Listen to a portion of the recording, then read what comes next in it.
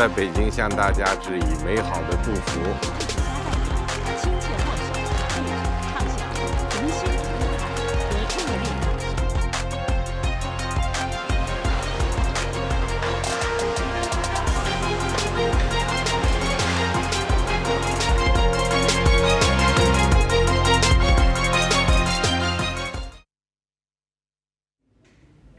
It's New Year's Eve. Most of the world is eagerly waiting for 2025. What will the new year bring us?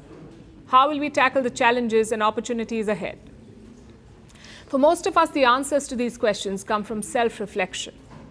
But that's not the case in China, because there the answers are given to the people, shoved down their throats by their president Xi Jinping, who has an annual tradition.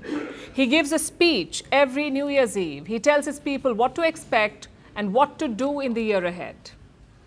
And Xi delivered his speech a few hours ago. Most of it was business as usual, a rerun of his greatest hits. He said no one can stop China's reunification with Taiwan. He says this every year, but this year the message was softer, we thought. He did not threaten to invade. He did not dial up the rhetoric. Instead, this is what he said. Chinese people on both sides of the Taiwan Strait are one family. No one can sever our blood ties, and no one can stop the historical trend of the reunification of the motherland. This is a far cry from last year's message. Back then, he was amping up tensions, threatening war because Taiwan was going to polls. Xi Jinping wanted to scare Taiwan, scare the people into voting out the incumbent government. It did not work. But Xi Jinping is not the type to change his ways. He did not threaten this year, not because he's had a change of heart. Most likely not. He just has bigger fish to fry at the moment. He needs to deal with his own economy first. Xi Jinping spent a good amount of time talking about China's economy. He insisted that it was on an upward trajectory. He highlighted the electric vehicle industry in particular. He said China has produced 10 million EVs for the first time this year. It was a matter of pride for him. Though he conveniently left out that the market was facing headwinds, with the European Union slapping tariffs on Chinese EVs.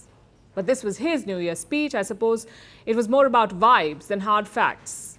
And it's not just European tariffs that he's going to be wary of. Next year will usher in the second Donald Trump presidency in the US, and Trump has promised blanket tariffs on Chinese goods, ranging from 10 to a whopping 60%.